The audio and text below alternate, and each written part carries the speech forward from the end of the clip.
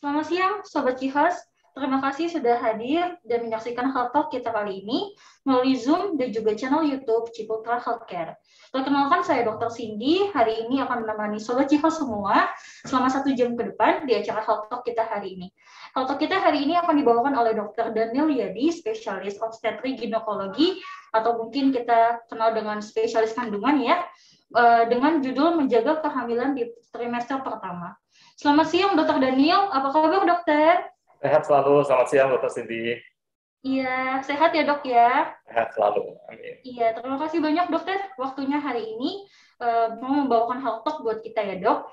Silakan, Dr. Daniel. Waktu dan tempat saya persilakan. Baik, terima kasih, Dr. Cindy.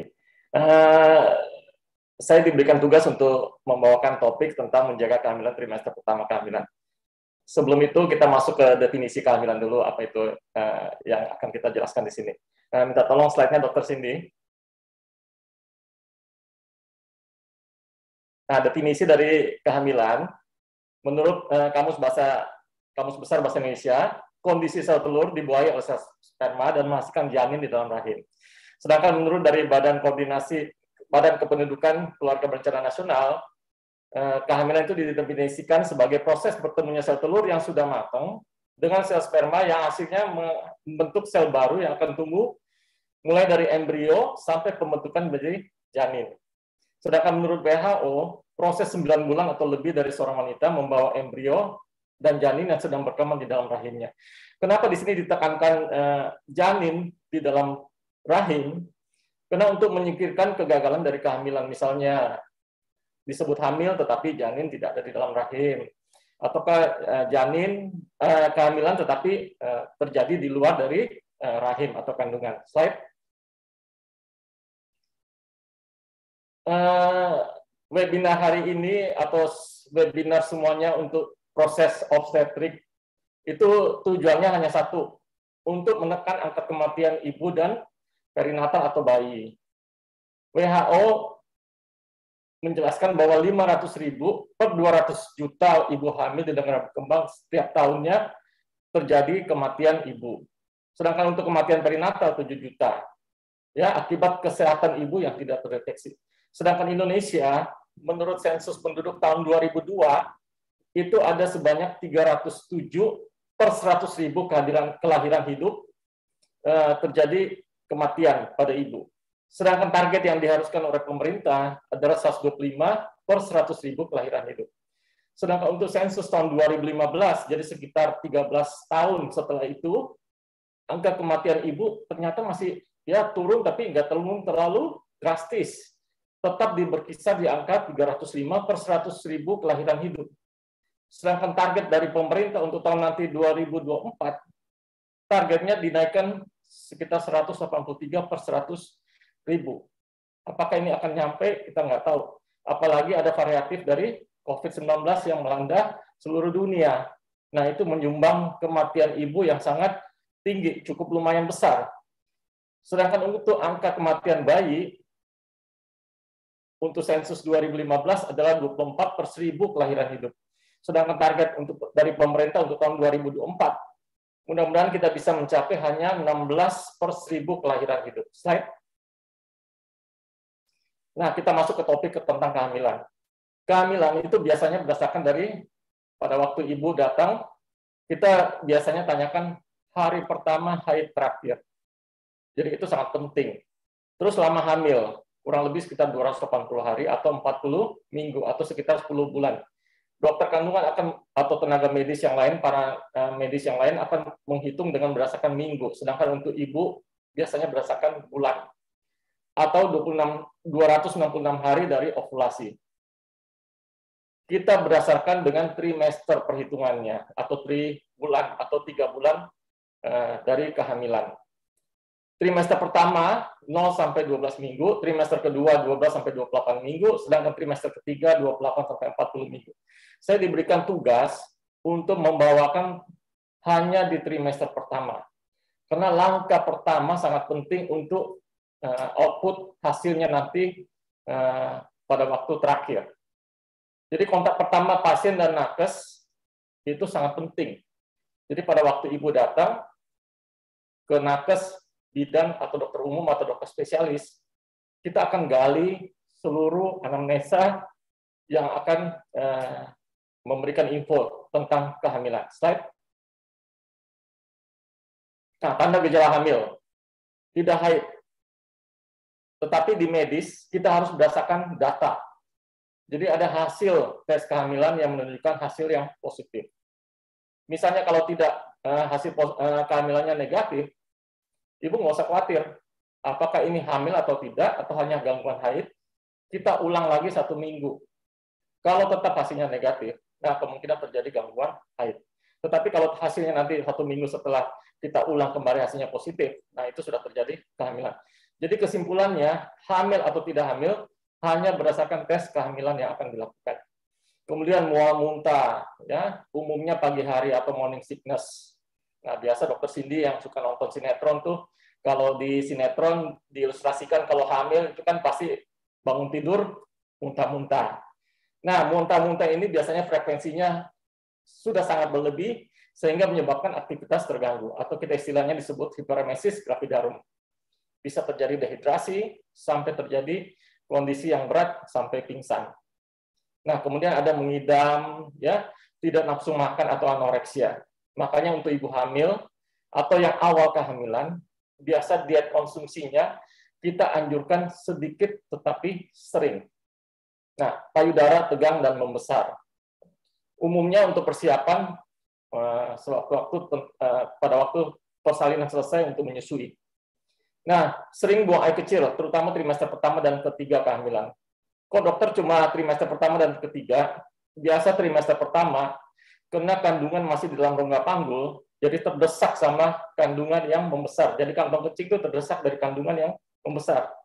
Sehingga biasa kapasitasnya bisa full, ini hanya separuh, ibu sudah rasa sensasi untuk buang air kecil. Sedangkan untuk trimester kedua, kandungan sudah keluar dari rongga panggul, jadi sudah berada di rongga perut. Jadi kulit perut itu sangat elastis, jadi membuat kantong kencing tidak terjadi hambatan lagi. Nah, kenapa berulang pada trimester ketiga kehamilan? Karena posisi kepala janin atau bagian terendah janin menghambat untuk turun ke dalam rongga panggul sehingga menghambat kantong kencing kembali. Jadi biasanya sering buang air kecil, umumnya terjadi di trimester pertama dan trimester ketiga kehamilan. Kemudian kembung atau tidak nyaman di perut. Karena kandungan sudah mulai membesar, sehingga kapasitas perut yang berisi tadinya hanya usus saja, kerja usus mulai terganggu. Kemudian ada tanda-tanda yang lain seperti hiperpigmentasi kulit, ya di pipi, hidung atau wajah, dan linea grisea atau linea alba yang hitam. Jadi garis perut yang di tengah dari atas ke bawah itu mulai terjadi hiperpigmentasi atau menghitam. Slide berikut. Nah, tanda pasti kehamilan sudah pasti nyata dirasakan gerakan janin. Nah, biasa untuk ibu yang awal hamil anak pertama biasa sekitar 18 minggu. Sedangkan untuk yang sudah lebih dari kehamilan lebih dari 1 kali, biasanya sudah berasa gerakan dedeknya atau janinnya selama 16 minggu ke atas. Untuk teraba pada waktu pemeriksaan, biasanya kita merasakan tendangan dede yang secara halus itu di atas 20 minggu. Nah, kemudian gerakan janin dapat dirasakan ibu. Kemudian denyut jantung janin sudah bisa mulai terdengar. Nah, biasanya dipergunakan alat yang khusus untuk mendengar denyut jantung, bisa terdeteksi dengan 12 minggu usia kehamilan. Sedangkan untuk stetoskop yang biasa dipakai, seperti trompet, itu biasa rata-rata 18-20 minggu baru bisa terdengar. Jadi frekuensi nadi dengan denyut jantung tidak sama, hitungannya berapa kali per 1 menit. Nah, kemudian trimester ketiga, biasa pemeriksa atau tenaga medis, tenaga kesehatan, sudah bisa meraba bagian janin yang di dalam perut ibu. Kemudian foto ronsen, ya, apalagi waktu kemarin lagi COVID, biasanya dilakukan pemeriksaan untuk paru-paru, bisa ditemukan kelihatan kerangka janin. Ya, slide. Nah, untuk tanda pastinya yang lain adalah dengan pemeriksaan ultrasonografi atau singkatannya USG. Untuk apa? Untuk melihat kantong kehamilan, ya, untuk kita nilai usia kehamilannya, Apakah janinnya di dalam ada tunggal atau kembar atau lebih dari satu. Nah, apakah janinnya hidup atau tidak berkembang atau meninggal di dalam kandungan. Kemudian kita bisa lihat posisi dan letak janin dan plasenta. Keadaan tali pusarnya bagaimana, volume air ketubannya banyak, cukup, atau minimal. Kemudian apakah ada kelainan dari kehamilan, gangguan dari kehamilan seperti hamil di luar kandungan, atau hamil anggur, atau hamil tetapi janinnya tidak ada di dalam kandungan. Kelainan bawaan janin atau tumor ginekologi. Semuanya kita bisa nilai dengan pemisahan namanya ultrasonografi atau singkatannya USG. Slide.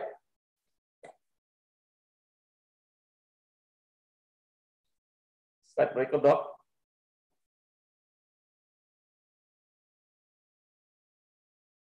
Nah, diagnosa diferensial kehamilan atau kondisi yang mirip dengan kehamilan. Pseudosis atau ibu yang ngebet pengen hamil. Ya, jadi ada yang sudah menunggu lama, begitu haid telat, nah langsung seakan-akan seperti menimbulkan keluhan seperti hamil. Tetapi hasil untuk menegakkan diagnosa, kita lakukan tes kehamilan, biasanya hasilnya negatif. Kemudian gangguan haid yang seperti saya utarakan tadi, walaupun sudah telat, tapi hasilnya tesnya negatif, nah kemungkinan adalah gangguan dari haid atau imbalance dari hormonal. Kemudian kista ovarium, sama, tidak haid juga, ada kondisinya seperti tidak haid, perut terasa membesar atau kelihatan membesar. Nah, tetapi tesnya selalu pasti negatif. Jadi kata kuncinya di sini, kesimpulannya, tes kehamilan harus dilakukan untuk menyingkirkan apakah seseorang hamil atau tidak. Nah, biasa juga wanita yang sudah umur 45 ke atas atau 43 sudah terjadi gangguan haid menuju ke arah menopause atau premenopause, biasanya terjadi gangguan haid, tetapi hasil tesnya umumnya rata-rata negatif. Slide.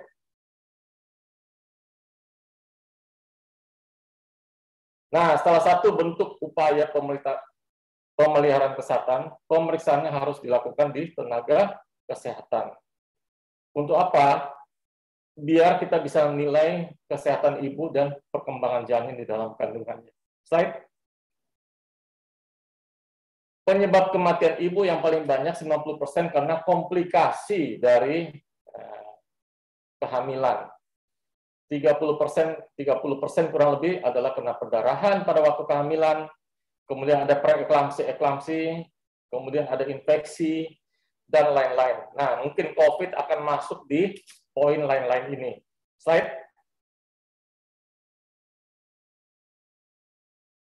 Nah, pembahasan kita siang ini untuk pengertian tentang manfaat pemeriksaan kehamilan serta menyingkirkan tanda-tanda risiko dari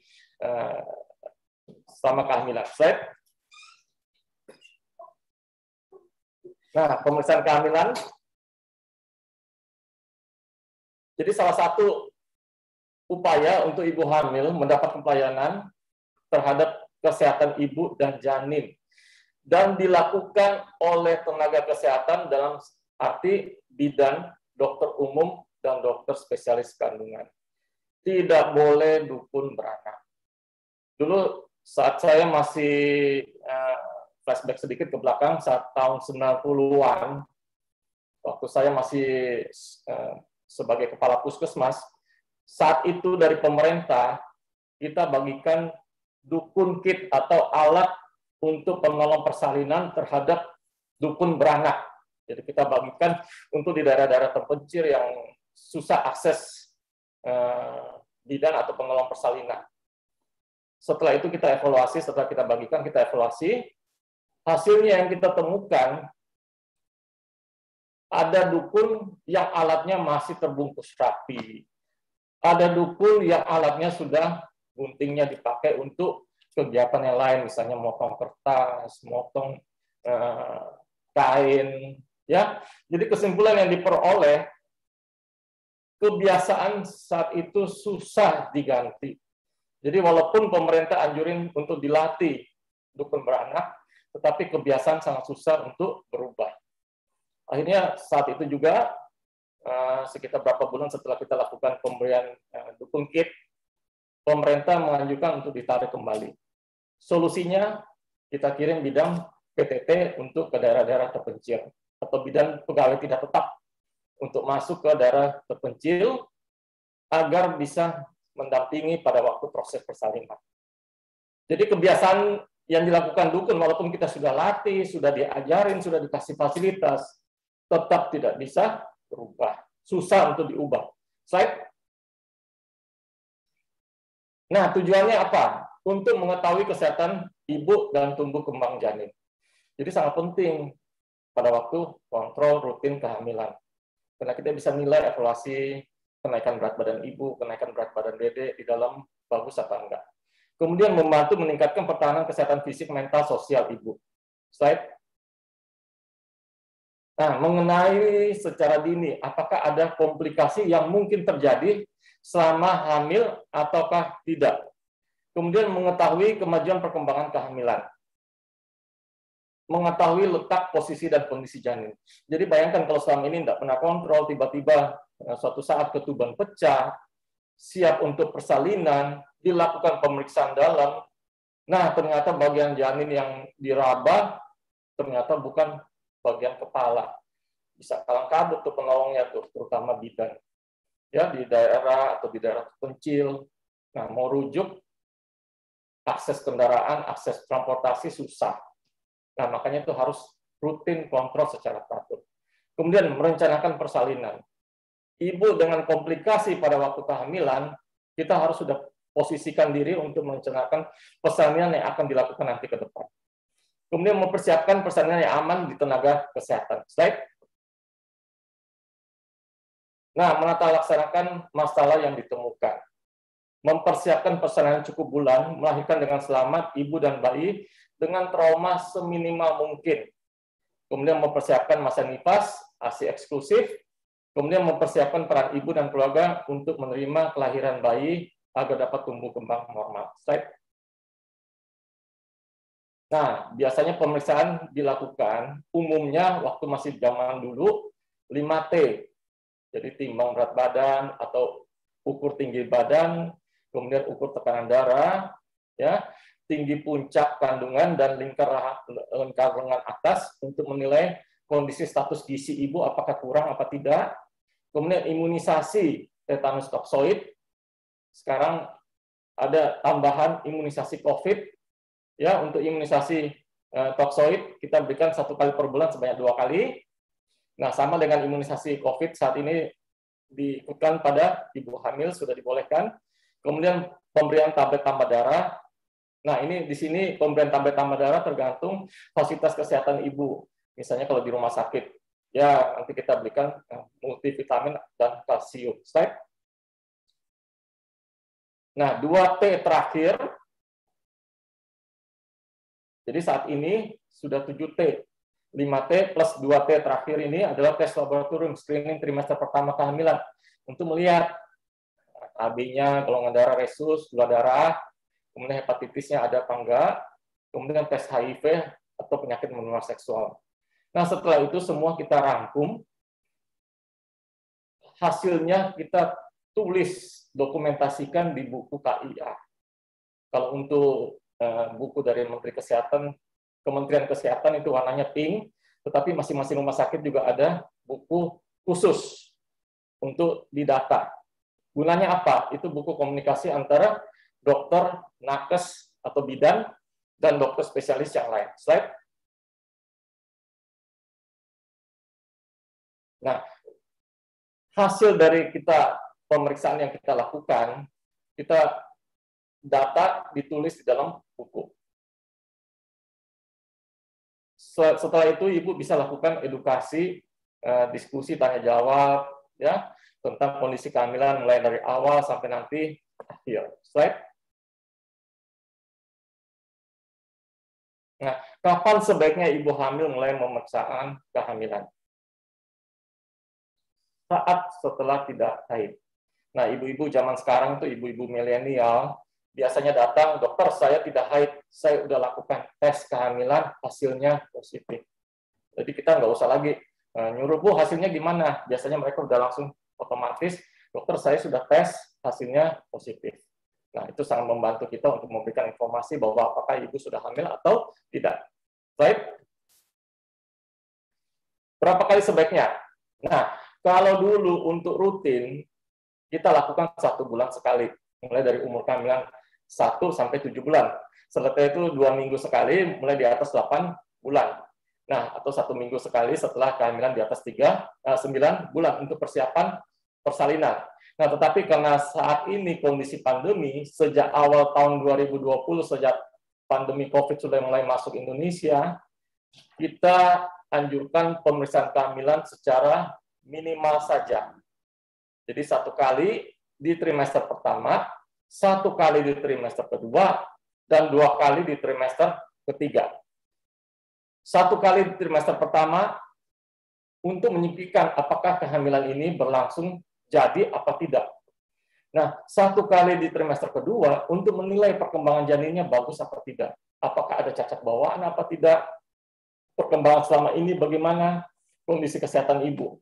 Ini untuk kondisi darurat saat waktu pasti pandemi COVID yang sangat tinggi. Nah, setelah itu 2 kali trimester ketiga. Jadi pada waktu awal trimester ketiga, untuk melihat kondisi bayinya, posisi janinnya, apakah sudah dalam posisi normal atau masih terjadi kelainan posisi. Nah, trimester ketiga terakhir, pemeriksaannya hanya untuk menilai apakah bayinya sudah masuk ke dalam rongga panggul atau sudah siap untuk proses persalinan. Slide. Nah, pada waktu pemeriksaan kehamilan, biasanya pertanyaan-pertanyaan standar yang akan ditanyakan sebagai berikut. Usia ibu berapa? Ya, hamil keberapa? Punya anak berapa? Jalan kehamilan ini dengan anak sebelumnya bagaimana? Ya, soalnya usia ibu sangat penting. Nah, ada yang umurnya baru hamil di atas umur 35 tahun. Atau ada yang terlalu cepat hamil, umur 16 tahun sudah terjadi kehamilan. Pernah keguguran apa tidak? Berapa kali pernah keguguran? Penyebab kegugurannya kalau bisa kita cari informasi. Nah, persalinan sebelumnya dilakukan di mana? Ya, metode persalinannya bagaimana? Apakah dengan tarikan atau dengan bantuan alat, ataukah dengan sesar? Komplikasi saat persalinan sebelumnya.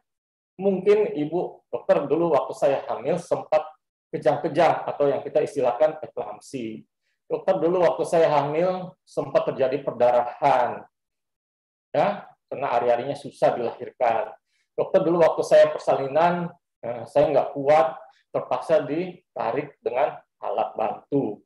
Nah, sakit yang pernah diderita oleh ibu dan keluarga, misalnya riwayat asma ada apa enggak, ya, ada riwayat penyakit jantung enggak, ada riwayat kencing manis enggak. Nah, kemudian bayi kembar atau kembar air. Nah, misalnya bayinya kembar, kok usia kehamilan 7 bulan tetapi perutnya kelihatan sangat besar. Nah, apakah ini ada lebih dari 1 janin di dalam, atau kembar air, atau air ketubannya yang banyak, atau polihidramnion. Kembar air di sini istilah awam masyarakat, istilah awamnya itu air ketuban yang sangat banyak, atau polihidramnion.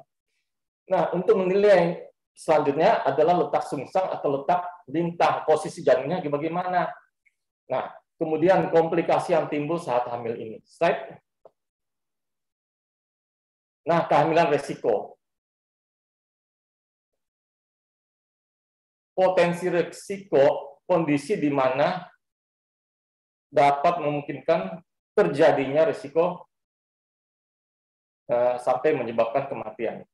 Kalau faktor resiko, kondisi sekelompok ibu yang dapat menyebabkan kemungkinan terjadinya kesakitan pada ibu atau bayinya. Slide. Fungsinya. Nah, kita menemukan faktor risiko ibu yang ada selama hamil ini. Menentukan kelompok risiko ibu hamil. Memantau kondisi ibu dan janin selama kehamilan. Mencatat atau melaporkan keadaan kehamilan, persalinan, dan nifas. Memberikan pedoman bagi tenaga kesehatan maupun kader untuk persalinan aman dan berencana. Slide. Nah, tanda kehamilan risiko. Nah, di sini ada tanda-tanda kehamilan yang sangat berisiko. 4 terlalu, jadi terlalu muda untuk hamil, jadi kurang dari 16 tahun, terlalu tua juga untuk hamil. Jadi hamil pertama, umur ibu lebih dari 35 tahun. Terlalu banyak anak, jadi kita anggap lebih dari 4 anak. Terlalu dekat jarak kehamilannya, jadi kurang dari 2 tahun. Pernah keguguran atau keguguran berulang, nah, kita biasanya nilai dari situ juga. Pernah melakukan operasi atau pernah melakukan operasi kandungan, misalnya sebelum hamil pernah dilakukan pengangkatan miom. Nah, pernah melahirkan dengan tarikan vakum atau dijepit forceps atau diberikan infus transfusi atau ari-arinya dirogoh. Nah, kemudian ibu pernah menderita sakit anemia, kurang darah, TBC, ya penyakit komorbid yang lain, malaria, kencing manis, ya penyakit menular seksual, kemudian bengkak pada muka atau tungkai. Slide. Tekanan darah ibu tinggi. Nah, bedakan dengan preeklamsi, dengan hipertensi. Kalau preeklamsi biasanya timbul sesuai dengan kehamilan saat itu. Tetapi kalau hipertensi, mungkin saat itu ibunya tidak hamil, sudah ada terjadi komorbiditas dari tekanan darah yang meningkat. Kemudian hamil bayi kembar, ya hamil kembar air, itu kita harus pastikan kok kandungannya lebih besar dari usia kehamilannya ya. Apakah di dalam ada 1 atau lebih dari 1, ataukah 1 dengan air ketuban yang banyak. Atau bayinya meninggal dalam kandungan yang tidak diketahui. Nah, letak bayi posisinya kita mesti lihat, ibu mengalami perdarahan saat kehamilan. Nah, untuk menilai apakah ari-arinya menganjal atau menghalangi untuk proses persalinan, atau hanya rendah posisi ari-arinya saja. Slide. Nah, pemeriksaan tambahan, biasanya untuk screening, trimester pertama kehamilan kita akan lakukan. Ya, sesuai dengan kondisi aja. Slide. Nah, pemeriksaan ultrasonografi dapat dilakukan pada wanita hamil dan tidak hamil. Nah, ini yang biasa jadi mitos di ibu hamil, dokter. Apakah bahaya nggak kalau tiap rutin kita lakukan USG atau sering-sering di USG? Ibu saya bilang nggak boleh, bahaya. Nah, prinsipnya USG tidak mengandung radiasi. Jadi aman untuk ibu hamil dan janinnya. Nah, jadi mitos itu kita patahkan hari ini. Keuntungannya tidak mengandung radiasi. Jadi USG itu seperti mata kita yang kita taruh di dalam kandungan ibu untuk melihat di dalam kondisinya seperti apa. Kemudian mudah dilakukan, aman. Ya, ini merupakan alat bantu untuk pemeriksaan rutin. Bayangkan yang tadi saya cerita, tidak pernah dilakukan USG, tidak diketahui kondisi kehamilannya, tiba-tiba nanti tanda-tanda kelahiran sudah datang, sudah mules, perutnya, ketuban sudah pecah, dilakukan pemeriksaan dalam, kita semua panik. Nggak tahu apa yang ada di bawah, apa yang teraba di bawah. Ya, hampir 90% wanita hamil pernah dilakukan USG walaupun cuma 1 kali saja. Slide. Nah, dapat secara transabdominal atau dari perut. Bisa juga dari vagina, jadi dimasukin ke dalam vagina. Tergantung kondisi saat itu dilakukan pemeriksaan. Kalau sudah bisa kelihatan dengan perut, dari perut, ya sudah, nggak usah dimasukin lewat transvaginal. Tetapi kalau evaluasinya susah dari perut, biasanya kita lakukan exam awal, kita masukin probnya ke dalam vagina. Tujuan pemeriksaannya apa? Untuk mengevaluasi kehamilan normal apa enggak. Ya, kemudian kita mengikuti perkembangan kehamilannya. Bayinya gimana tiap bulannya dia kontrol, kenaikannya bagus apa enggak, apakah masuk ke dalam kondisi perkembangan janin terhambat atau terganggu. Ya, sangat penting untuk menilai kehamilannya ini berhasil apa enggak, terutama pada awal kehamilan. Jangan-jangan hamilnya di luar kandungan atau hamilnya gagal. Slide. Nah, apalagi ibu hamil yang lupa dengan hari pertama, hari terakhir. Bagaimana caranya kita tahu kira-kira kapan atau usia kehamilan saat ini berapa kalau tidak pernah dilakukan pemeriksaan USG. Kan sering ibu hamil datang, dokter saya habis lepas KB, belum sempat haid, tiba-tiba saya sudah positif hamil. Atau haidnya saya lupa dokter, bulannya pun saya nggak ingat. Kalau tanggalnya lupa oke, tapi kalau bulannya juga saya nggak ingat, wah repot juga nih. Nah, akhirnya kita putusin untuk dilakukan pemeriksaan USG. Kemudian untuk melihat di dalam itu anaknya tunggal atau lebih dari 1. Ya, apakah kehamilannya ada isinya janin atau isinya gelembung-gelembung air aja atau yang istilahnya hamil anggur. Nah, biasa banyak masyarakat, dokter ini hamil anggur bukan ya? Nah, atau kita istilahkan dengan dunia medisnya, bahasa medisnya mola hidatidoksa. Kemudian, apakah perutnya membesar ini hamil, ataukah ada tumor ginekologi? Apakah hamil dengan tumor ginekologi? Jadi suatu contoh, ibu hamil baru 4 bulan, tetapi kok perutnya sudah seperti orang hamil 6 bulan. Nah, kita putusin lewat USG. Apakah hamil ada miomnya bersama-sama dengan kehamilan, ataukah hamil ada bersama-sama dengan kista ovarium. Ya, kemudian untuk menilai ada kelainan atau cacat bawaan enggak pada janin yang dikandung.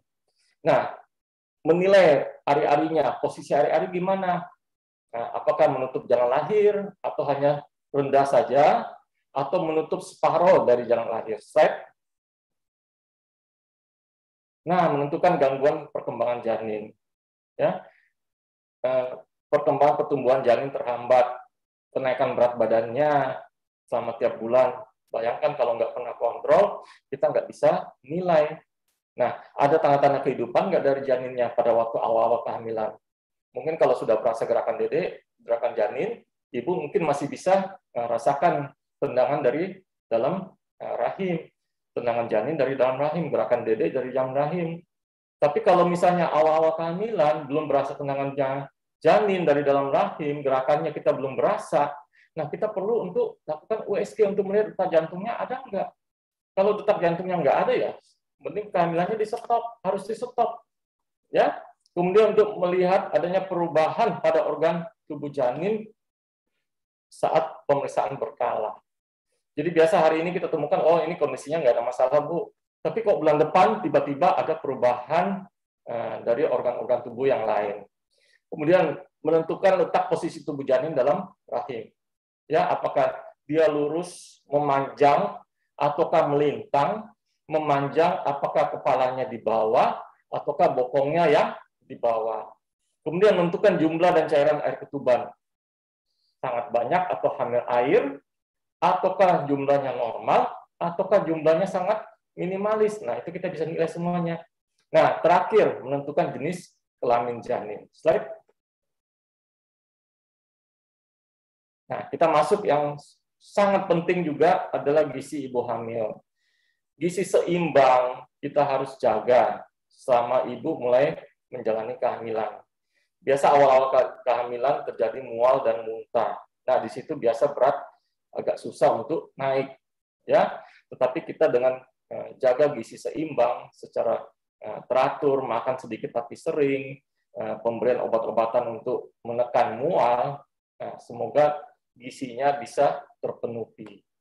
Kemudian untuk menjaga status gizi ibu hamil dalam keadaan normal, sehingga dapat menjalankan kehamilan dengan baik dan aman.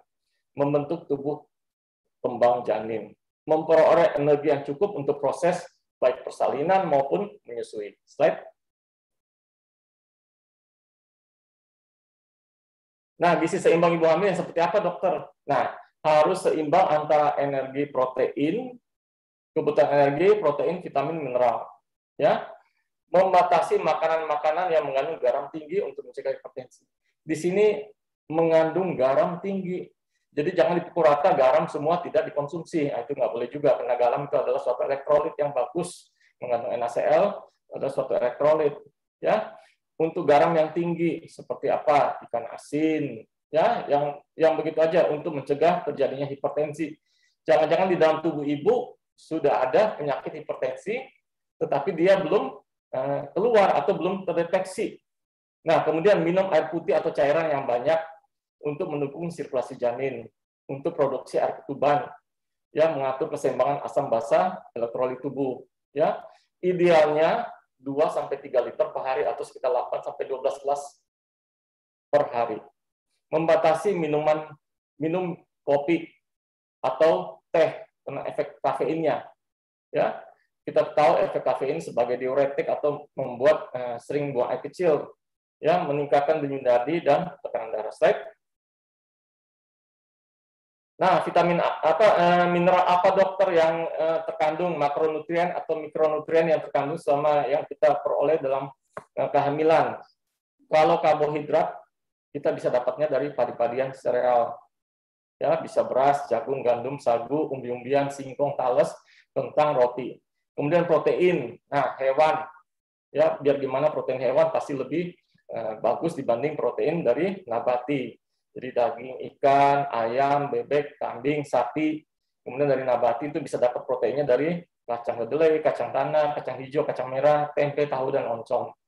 Kemudian saat lain serat, sayuran hijau dan jingga, bayam, ya, daun singkong, daun katuk, kangkung, segala macam, buah-buahan. Nah, mineral, asam folat, adanya di sayuran hijau, tempe, sereal, kacang-kacangan, asam lemak tak jenuh dari makanan seperti makanan laut, seafood, ya. Kemudian vitamin B12 dapatnya dari kacang kedelai, tempe, tahu, telur, daging, keju, dan susu sled.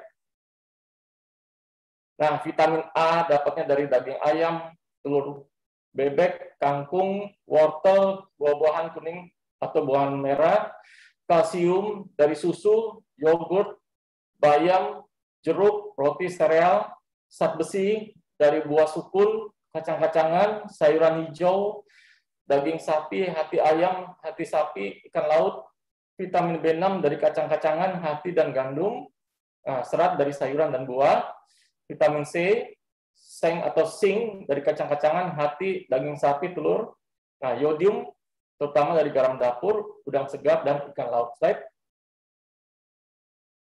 Nah, untuk yang perlu diperhatikan untuk gizi seimbang ibu hamil, menghindari makanan yang diawetkan, karena takutnya bahan pengawet kurang aman. Ya, menghindari daging, telur, ikan, sayuran yang mentah atau dimasak kurang matang, karena ditakutkan bakteri atau amuba yang berbahaya untuk janin. Membatasi kopi, coklat, dan teh, ya, karena mengandung zat kafein yang tadi kita sebutin di atas. Membatasi makanan yang mengandung energi tinggi, jadi kurangi gula, lemak jenuh, ya, seperti keripik atau cake, ya. Membatasi makanan yang mengandung gas seperti nangka, ubi, singkong, ubi jalar, kol, dan membatasi konsumsi minuman ringan atau soft drink. Nah, terima kasih banyak. Semoga materi saya bermanfaat. Nanti kita masuk untuk proses tanya jawab. Terima kasih. Saya kembalikan ke Dr. Cindy. Iya dokter, terima kasih banyak dokter atas pemaparannya.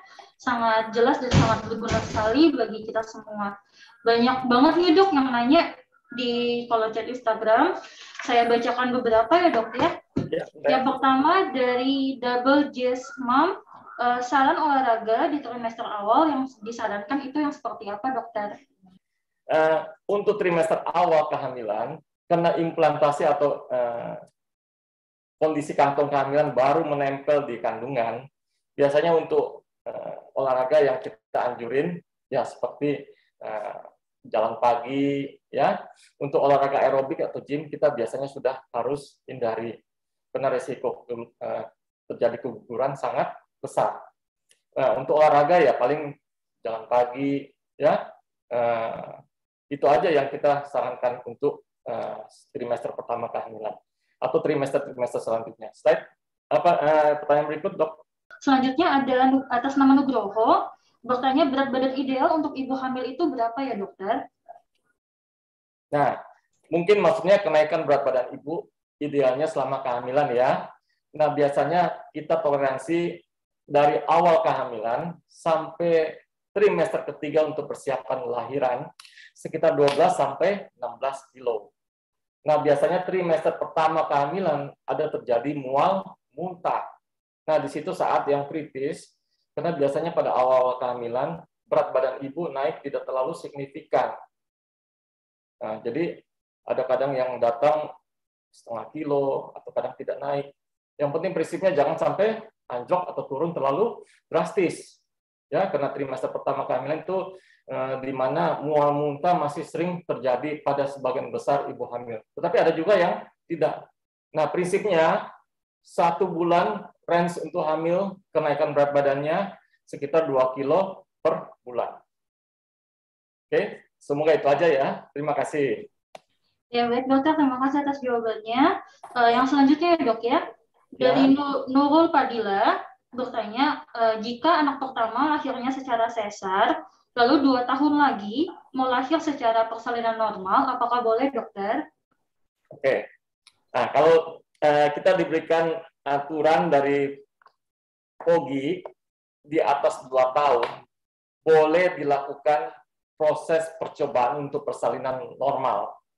Asal dengan syarat, satu, lapisan kandungan tidak terlalu tipis, karena kalau tipis ditakutkan terjadi robekan pada jalan sesar yang kemarin, pada bekas sesar atau ruptur uteri. Ya. Kedua, kita lihat posisi kehamilan saat nanti trimester ketiga, apakah janinnya sudah masuk ke panggul apa tidak? Posisi janinnya bagaimana? Apakah tidak terlalu besar? Ya, kepala janin sudah masuk ke panggul. Nah, kita bisa tunggu saat sampai terjadi tanda-tanda persalinan. Tapi kalau misalnya sudah lebih dari 10 bulan kehamilannya, kepala janin masih ngambang, belum masuk ke pintu atas panggul, atau kemudian lapisan bekas sesarnya sangat tipis, ya, ya kita pikirin sangat berisiko untuk terjadi persalinan secara pervaginam atau persalinan normal, karena ditakutkan dapat terjadi jebol dari bekas sesar yang kemarin. Oke?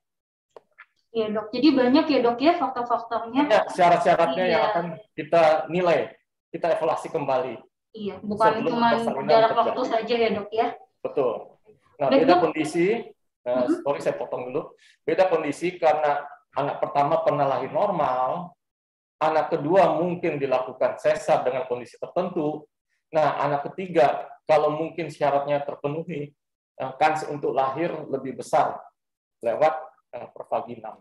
Karena istilah awam, kan sudah ada yang pernah lahiran lewat bawah dokter, jadi tidak sekaku lagi jalan lahir pada waktu proses persalinan.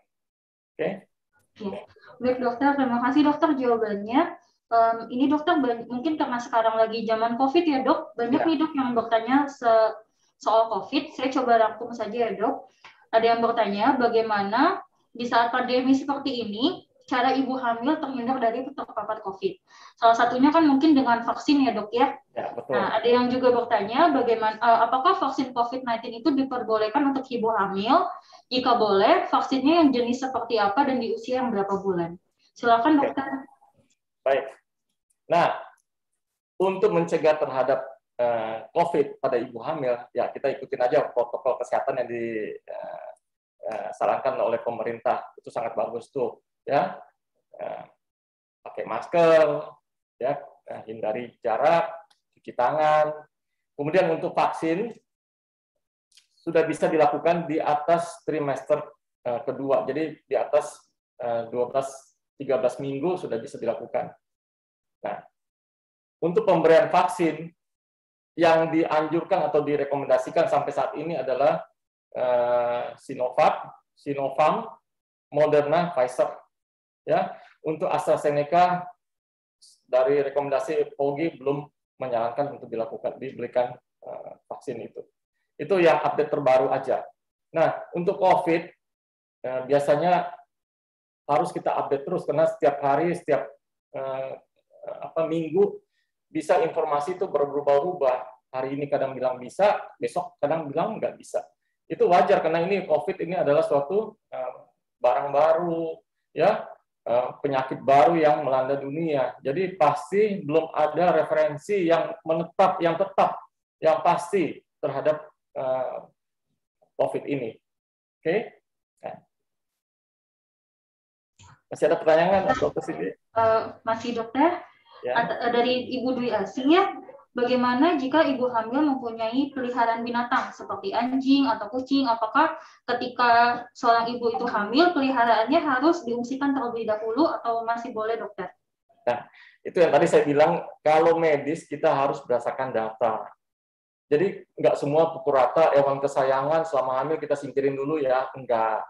Jadi kita lihat apalagi hewan kesayangan terawat ya, divaksin. Terus kalaupun kita mau nilai apakah berbahaya apa enggak, ya kita cek aja darahnya ibu yang lagi hamil. apakah dia ada mengandung virus-virus yang berbahaya untuk kehamilan atau tidak. Jadi kita nggak bisa pukul rata, oh begitu hamil semua hewan kesayangan kita singkirin dulu. Enggak. Ya, kalau hewan kesayangannya terpelihara, ya rutin, divaksin hewan kesayangannya, terus tidak berkeliaran sembarangan, ya saya rasa sih nggak ada masalah. Kalaupun kita mau nilai bahwa ini berbahaya apa enggak selama kehamilan, ya kita periksakan, biasanya ada istilahnya pemeriksaan lab, TORS, ya, toxoplasma, rubella, cytomegalovirus, herpes 1, herpes 2. Itu aja sih. Nanti hasilnya kita lihat. Kalau hasilnya normal-normal aja, semua dalam batas normal, ya sudah, nggak ada masalah. Ya, karena itu faktor predisposisinya biasanya dari hewan peliharaan. Oke? Baik dok, jadi memang sebaiknya diperiksakan dulu ya dok ya? Ya, karena medis kita nggak bisa berbicara kalau tidak punya data atau hasil pemeriksaannya. Dok, ini pertanyaan terakhir dok dari Abdul Jalal. Ada mitos bahwa jika ada kista di rahim bisa hilang dengan sendirinya ketika perempuan itu sudah hamil. Apakah itu mitos atau fakta, dokter? Nah, kista juga ada beberapa macam ya. Ada yang kista fisiologis. Kista fisiologis itu artinya mungkin pada waktu dia mau ovulasi, terbentuk suatu kista, tiba-tiba terjadi kehamilan, kistanya berhenti sampai di situ. Asal ukuran kistanya tertentu. Kedua, ada yang kita nilai kistanya loh kok gede ya. Begitu kita USG dengan kehamilan sudah ada, lah tiba-tiba kok kistanya tiba-tiba hilang. Nah, bukan hilang. Apakah kemungkinan terjadi resiko terjadinya pecah atau tidak dalam kandungan akibat desakan dari kandungan yang mulai membesar. Jadi kita nggak bisa pukul rata semuanya kista akan menghilang pada waktu hamil. Beberapa kista iya. Jadi misalnya seperti kista fisiologis, ya. Kista fisiologis artinya ya ibu dalam kondisi yang sehat pun bisa timbul, tetapi begitu masa ovulasi selesai dia akan hilang secara sendirinya. Ya, tetapi kalau kista yang sudah sangat besar, ya ukurannya lebih dari 5 sampai 8 cm, nah kita nilai kembali tuh, ya apakah hilang karena dia pecah, apakah tidak, ataukah pada waktu pemeriksaan yang kita lihat itu biasanya kantong kencing, buli-buli yang terisi penuh. Nah biasa ada yang pemeriksaan kita lihat, loh kok ini sepertinya ada kista ya. Tetapi begitu ibunya disuruh pipis, loh kok tadinya hilang. Nah, berarti itu ternyata kantong kencing yang terisi penuh. Yang kita anggap sebagai kista. Jadi kita evaluasi, itu sangat luas itu. Ya. Oke. Ya. Baik, Dr. Daniel, terima kasih atas sekali lagi untuk waktunya, atas semua pemaparannya, semua jawabannya yang sangat jelas dan sangat informatif untuk kita semua ya, Dok. Jika ingin bertanya lagi atau mungkin untuk konsul, bisa ke Dr. Daniel di Rumah Sakit Ciputra Citra Raya. Jadwal Dr. Daniel di hari Senin sampai Jumat jam 8 sampai jam 1 siang. Dan juga bisa di hari Sabtu jam 8 sampai jam 12 siang. Dan sampai jumpa lagi di acara Health Talk kita bulan depan dengan tema yang tentunya juga menarik. Terima kasih.